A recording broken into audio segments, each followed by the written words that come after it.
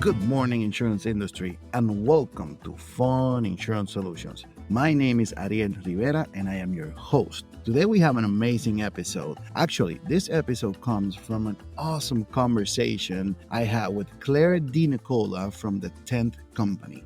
Claire and I had an awesome discussion about how an insurance agency should build their tech stack, right? By tech stack, we mean their technology stack. What are the core systems? What do you need to have to make your agency more efficient and in the end, more profitable? So I'm sure you're going to enjoy and love every second of this episode.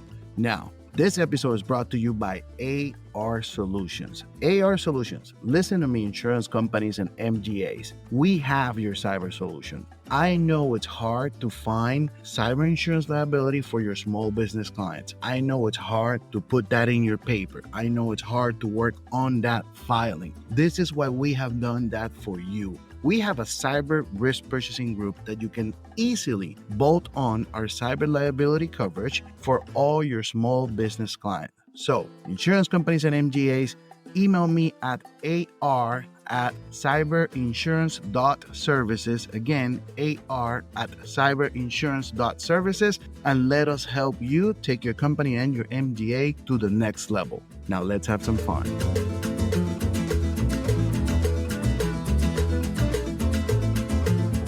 All right. So I put some questions over here, but the first one, it's all pegged off of that discussion that we had at the meeting down in Naples about the vendors and the agents saying, well, we have service expectations, but the service expectations might be different if it's critical infrastructure versus, we're sending out marketing emails. Yes. So I guess I would start with you and say, in your agency and in your experience with other agencies, what do you consider to be critical infrastructure? So there's three main things, and that's a wonderful question because actually earlier this morning I was discussing that topic with somebody else. Oh, perfect. But there's three main things. Number one, you got to have the right phone systems, right?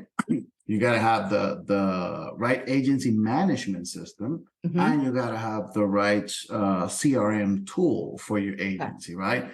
There's so much, I don't want to use the word noise in a bad sense, but there's so much tech out there. There's so many bells and whistles and gadgets, and there's so many great things. Yeah. However, sometimes as an agency, you have to be very careful because you're going out there and you're buying all this systems to build an infrastructure, or as we discussed in our meeting down in Naples, build your tech stack. Right. Well, you end up buying so many stuff or enrolling in so many stuff that you don't actually use everything. Right. So to me, like the three main ones, it's going to be agency management system, it's going to be a good phone system, and it's going to be a good CRM. The most important thing for all of those is for them to be able to communicate with each other. So you're dealing with one record across all of them, right? Yes. So they're going to be able to communicate and integrate. Mm-hmm. So Ariel, in your mind, with those three things, A, B, and C, do you think it's the same for all agencies of all sizes, that is the critical infrastructure? Like if you've got a startup agency today, should you be thinking about those things as first and foremost? Yes, that should be, even if you're a one-man show, right off the bat, one person, one producer, one owner. I mean, you got to have that because that's like right now, if you have the right phone system, you don't have to have a physical phone. You can answer your phone through your computer. You can answer your phone through your cell phone. We have an app from the company we use for our cell phone. So every call that comes into the agency, I see it on my phone and it shows up that it's coming from the agency, and I can pick it up either on my cell phone or on my regular phone. Could be or wherever. On my computer. Yeah. And then that phone is going to get recorded and it goes into our CRM. And then from the CRM, it pushes it out to the agency management system. So even a one-person startup scratch agency, if you have the right tech and if you have the right infrastructure, you're going to grow and scale much more than the traditional way, how it was done 20 years ago or 30, 40 years ago. So, and in the end, it's going to save you money. So you're spending money, but it's going to save you money. Right. In terms of, this is a question that's not on the thing, but I just thought of it as you were saying it, because I know that some of the legacy systems are still like client-based systems on your hardware versus SaaS-based systems. Do you have a point of view on that? Does it matter? To me, and I had one of the largest AMS in the country. I love them. I mean, they are amazing. But they promised me for, as you know, I travel a lot. They promised me for almost 2 years that they were going to be on the cloud, on the cloud, on the cloud. And every time I travel, I decide to take either my laptop or my Surface. So it depends where I'm going, how much work am I going to get done? Am I going to work on the plane or not? And for me, it was a little bit trouble that for them being one of the largest one, they would not be able to be in the cloud. So unless I had them installed in my laptop or in my Surface, I would not be able to use the AMS, but I need to access my AMS 24/7. So, to answer your question, to me, the most important thing that I would say is critical, it has to be web-based. It has to be web-based. And I know, a large agency, with 150 locations might say, well, we need better securities and stuff like that. But at the end of the day, you always want to have access to your system. So there's security protocols, there's cyber liability insurance. You can go buy that policy. You can do two-factor authentication. But at the end of the day, there's got to be web-based. I got to be able to access it online. I agree with you. And everything is, every other system we're using, right? I'm going to my bank as a consumer, going to my banking system. It's real time, right? If it's down for maintenance, like that drives me bananas. Why is that 2-hour window in the middle of the night or whatever? So the expectations are there that you're going to be able to do things in real time, I would think. So with those 3 systems occupying critical infrastructure place, what's your expectation for the uptime? So we just talked about sort of those maintenance windows, but is your expectation that there should be, 24-hour service? If you're working on it if you're in a different time zone and you need help on something, you should be able to access it. Like most of the systems right now, the companies that create them, they do a wonderful job by creating also universities where they provide you with webinars and trainings. And most of them do a wonderful job when they give you what we need, which is a 1-2 minute video. I mean, we do not have time to sit down for 2 hours to watch. No. So it's like I'm writing a certificate of insurance at 1 a.m. After a long day of meetings with you and PIA, and I got to write the certificate and I get stuck on something that I'm not finding. I can go to that portal, to their university or to their, learning tab. And usually they will have videos around that. So that's good. But on the other hand, I tell you that more for agency management system, more for CRMs. But on the phone system, now that one, it's a little bit tricky because the most important thing is during hours of operations. And I know some agencies, take 24/7 calls. We don't do that. But at least you got to have the right company, the right customer service where I can call. And the reason I kept my phone system is because I actually, whenever the system is down or something happens, I just pick up my cell phone and I call them up and they get it resolved in under 5 minutes. That service to me is critical because remember, we depend on our phone. So Right. And that's the most critical. So what about, so you talk about self-help, like, so if you've got an issue with the certificate and you got to figure it out, you can log on with your question. Do they have live chat or no? Some of them do. Some of them do. It's a little bit, and I know some people might not like this from me. It's a little bit annoying to me right now that it's like before you would have a live chat, they try to give you like write a generic word, and I'll just chat box you for 20 minutes trying to find the answer. That's, to me, that's so annoying. No, if you're going on live chat, you want an answer. Yeah, might as well don't even have a chat box. And again, this is only my opinion. But, no, I'm with you. but some of them will give you a live chat, which is good. Some of them will limit that live chat to working hours, which is usually they would do like 8 to 7 p.m. Or something like that. Or even one of them actually does 8 to 10 p.m. So because they work East Coast and West Coast. But yeah, you do need that person every now and then. And we're so busy. And this is something I tell all tech companies that service agencies. They tend to think that because they're creating videos and stuff like that, that's the solution. No, it's not. No, it's not. There's got to be someone I can email or call and schedule an appointment or even a quick jump on a Zoom meeting or something like that can guide me or anybody in my team for, a couple of minutes regarding a certain specific question like commission reconciliation. So that human one-on-one training, Yeah. maybe I'm old school, but I'm still a huge advocate about it because I mean, it's something you want to have. And again, I can watch videos, but I don't know what second and minute the video is going to show up. Right. What I'm exactly looking for, where sometimes just a 10-second call can be done. And then I got to watch a 5-minute video or a 10-minute video. And I'm not saying I'm lazy. I'm just saying to have the option. I get it. I'm don't learn with a video. So I know that lots of people do. That works for my son, but that wouldn't be my choice if you guys gave me a different choice. So, how about your nice to have system? So on top of this infrastructure layer, there are other things you're using. Well, we're using, for instance, Zoom today. Yeah. In fact, we kind of just did a whole thing, right, on how to rally in the moment and create another way to talk to each other in the moment, right? Which you might have to do with a client. But are your expectations in how you look at that next layer? Do they have to talk to your critical infrastructure? Is it less important? And what kind of falls in there, Ariel, for you? So for me, that would be more like sending video proposals, for example, things like sending birthday cards, and where you can do basically digitalize all that now. You can also we use systems, for example, like Loom video. So every now and then a client will have many questions, but we don't, we can't schedule something that we can meet over Zoom. We use Zoom a lot, like you mentioned.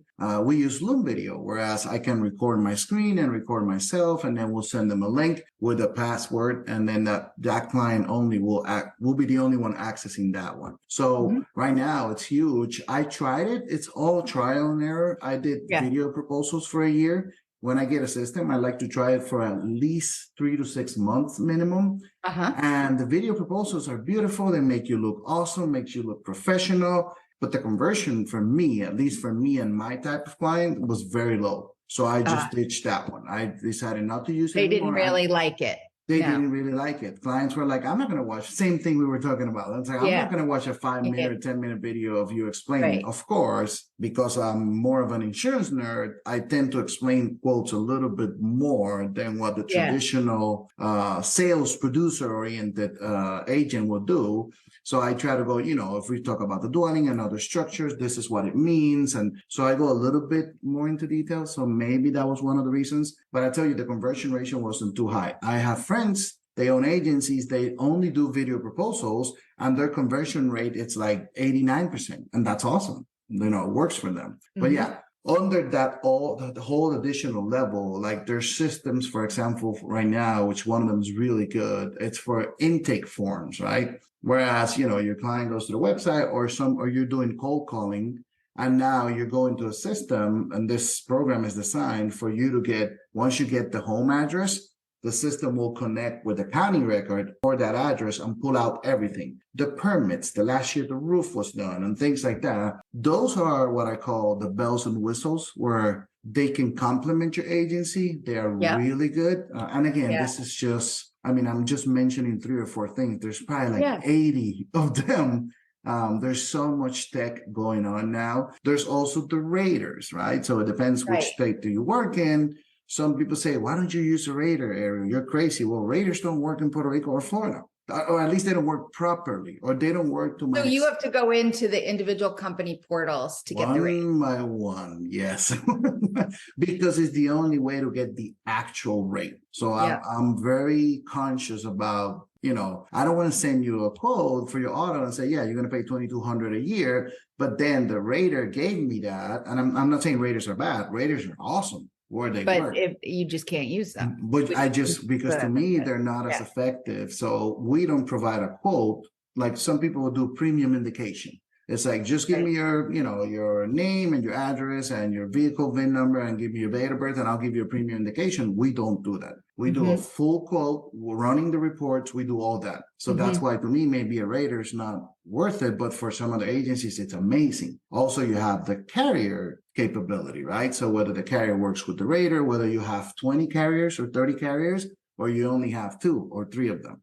So if you go to Miami, Southeast Florida, you only have 1 carrier, which is Citizens. So and I don't mean to mention any names, but I won't in the article, but you can mention them with me. That's fine. Yeah. So it's like, why would I, pay for a rater where you only have 1 carrier? So, but there's plenty more. something with the video proposals, the idea of having success metrics, and you had in mind, I'm thinking when you signed up with them that, hey, I want to convert X amount, or I want to see my conversion rates go higher, or whatever it is that.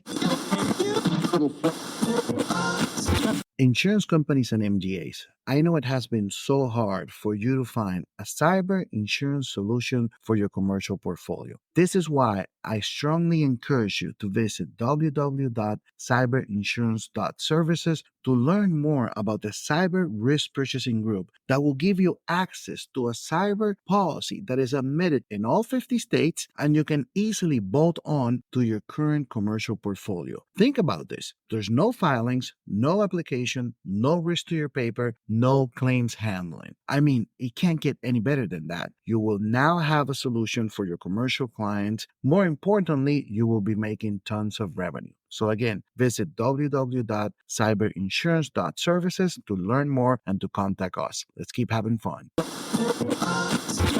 How important is it that somebody, especially with that next level of the tech stack, right? The things that aren't critical infrastructure, that you be thinking about what the outcomes or KPIs that you want to occur based on that technology so that you're measuring against something. You said you try it for 3 to 6 months, but you have some idea what you want it to look like. Yes, and I can easily track in terms of, okay, we're going to use this for X amount of months. We're going to send it only for homeowners insurance, and let's see the conversion for 2 months. And then let's do the video proposal, for example, for auto insurance as well, and let's see the conversion. So we're able to track it because that's under my metrics, right? So on the procedures I established, that's what I want to use. And I want to make sure, because you have to be very careful, Claire. In an instant, you can be paying $2,500 to $5,000 a month just in systems and tech. So it gets wild. It gets very wild. Yeah, and your expense can go way up. And this technology is not cheap. It is good. Right. It's supposed, you pay $300 a month, for example, for a CRM. Well, the CRM is sending out 20 emails and 20 text messages. So yeah, you're getting the return on investment there, but some other tech, if you're not really using it, you're not getting your full ROI. So you got to be very careful when you invest in technology. And if you do, you got to use it and you got to track it. And I'm telling you all this, and I can be the first one, 100% honest to tell you, even I don't know how to use my CRM, for example, 100%. Right. I probably the guy that built it knows how to use it 100%. The rest of us, that we might be at 99, 95, 90. The average agency will probably be at 70% because they do so much. But unless you take the time to build it the way you want to use it for your agency and your team, which takes a lot of time. And it takes a lot of reviewing and a lot of redoing it. And you, of course, were able to try my CRM and my onboarding process. CRM and all the points of contact. And you told me it took to build that in. In fact, you just wished me a happy birthday the other day. It wasn't my birthday. Yes. I know it was a fake birthday. It was a fake birthday, but happy birthday either way. But I was glad to get that message. Anyway, that's interesting what you're saying. About the expense. When you're signing up for these things, are you locked in for a period of time? Are they annual contracts, or it all depends? Or that's the best question ever. That's a wonderful question, because most of them, they would not give you an annual contract or something. And that is good. And I'm a true believer in that, because most of them would say, try it, even the ones that will probably give you a 1-year contract is because you're buying like a premium version of the program. But most of them, you can buy the most simple version or even a more robust version, and you would still not have an annual contract.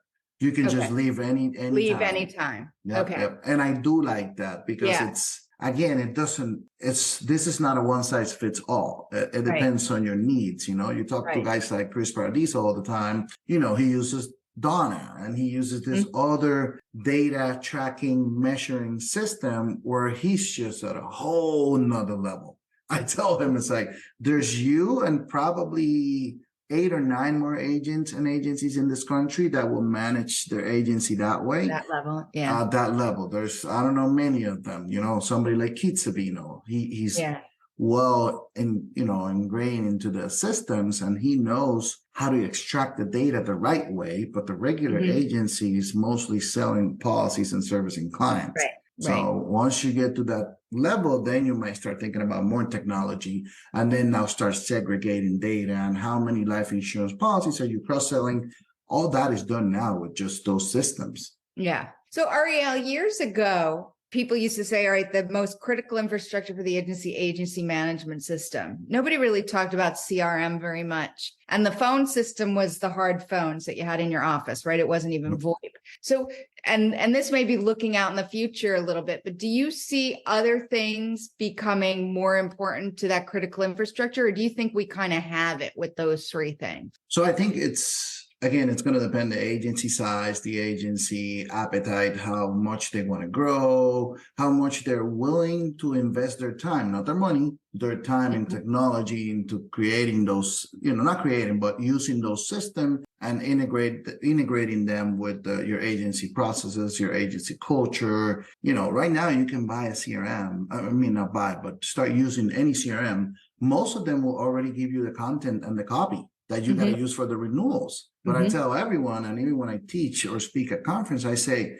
you still got to go in and edit that and make it yours. Okay. I'm not saying don't use what they're giving you. What they're giving you is great, but you still got to use your own words. You got to have your own culture and, integrated into what you're sending out.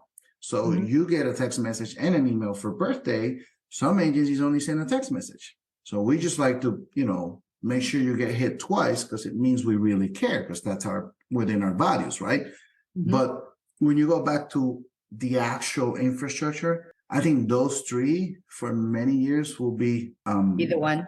Will be the ones that will, now you can integrate AI for chatbots. You and I saw, what those guys brought to the tech panel with now even assistants for, through AI, and they can pick up the phone and answer and many other things. So there's going to be a lot of growth. I think AI is going to just help us grow a lot more. But to me, it's a matter of where is this going to take us from the legal standpoint, from the E&O standpoint, and the infrastructure.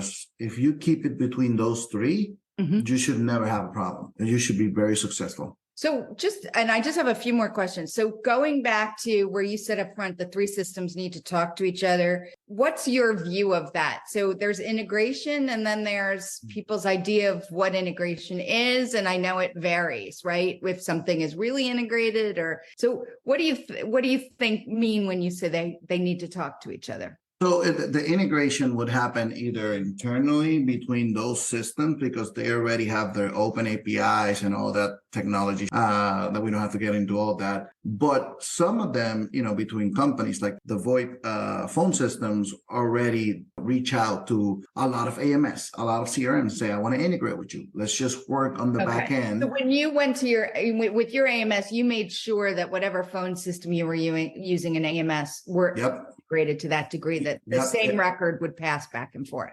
Okay. Yeah, and you would see even other systems like the bells and whistles, the additional technology that you're going to integrate in your agency. Even if they don't integrate or communicate, agency, especially young agents right now, are so tech savvy that they use Zapier. They use different resources. And that's fine. That's enough.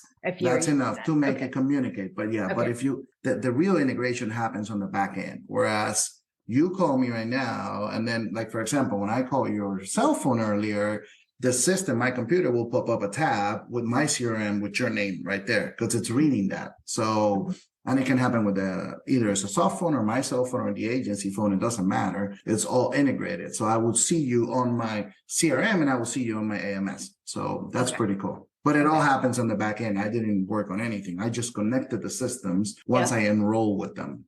Yeah. So it's less of an issue today than maybe it was even 5 years ago, really. Oh, yes. Even 2 years ago. Yeah. I think COVID, out of the horrible things that we went through with COVID, one of the good things was it advanced us many, many years. And even for those systems, like if the amount of systems that started communicating and integrating in 2020, I swear it was probably record numbers. Because people were spending more time figuring out how to be more effective while working from home. So you will get emails every day. Hey, we now do this with your AMS. Hey, we now do this other stuff with your CRM. So that part was very interesting to see how it developed. Good. So, and you talked about this briefly. I have a question on it. I don't know how much we want to delve into it. You talked about security and, the security needs might be different for, depending on the agency type and size and all these other things versus in the cloud. Is there anything with security we need to be talking about? I know it can open a whole other set of doors. So. Well, the basic stuff, the two-factor authentication, and if you have a written protocols, with your employees and your team. Hey, if you lose your cell phone, this is your next step. This is what you got to do. And more importantly, you got to have a cyber liability policy, right? You don't want to be selling insurance and you don't want to cover your own self. You got to have a good one because like right now, we're working on a program for Puerto Rico, and Puerto Rico was trying to get hacked all across the board over 2 billion times last year. Florida was tried to get hacked like over 8 billion times last year. And these are numbers from companies like Fortinet, which, this is what they do. They work on security, and it's a matter of time that they're going to keep attempting. And they go, it's just, it doesn't, you will only see on the news, the Caesar's Palace got hacked or stuff very impactful and meaningful, but you don't see on the news the everyday small business, gas station owner, the little, restaurant down the corner, they got hacked and now they're asking for a $50,000 ransom or even $100,000 ransom. So same thing happens with insurance. Actually, I think one of the AMS was hit 2 years ago. I forgot the name, but one of them actually got hit. So if you were part of that AMS, and again, they did a wonderful job in terms of security and being able to recover. And I think nothing too bad happened, but still, it did happen. So we carry a lot of data. Remember, we take almost every personal identifiable information from every client. Good. All right. This is great, Ariel. So I think is there anything you want to add that we didn't cover? The only thing I would say is, and we discussed this already earlier, it's I encourage everyone, whether you're a scratch agency startup or you're a seasoned veteran, with 50 locations, if you're going to implement a system into your agency or you're going to use a new piece of technology, learn it yourself or assign somebody that would learn that technology and make sure you're going to use it, but also make sure you can establish the right KPIs to measure that return on investment. Because again, you would probably go to 80% of the agencies all across the country, and there's 1 or 2 pieces of tech that they maybe use once or twice a month only. And I'm not saying they're bad. I'm just saying you're probably paying for paying it. So it's you're not paying it till you actually use it. So what's the best way to learn it? So if you're the head of learn the technology, I would. I mean, and of course, I never had a 100 location agency or something like that. But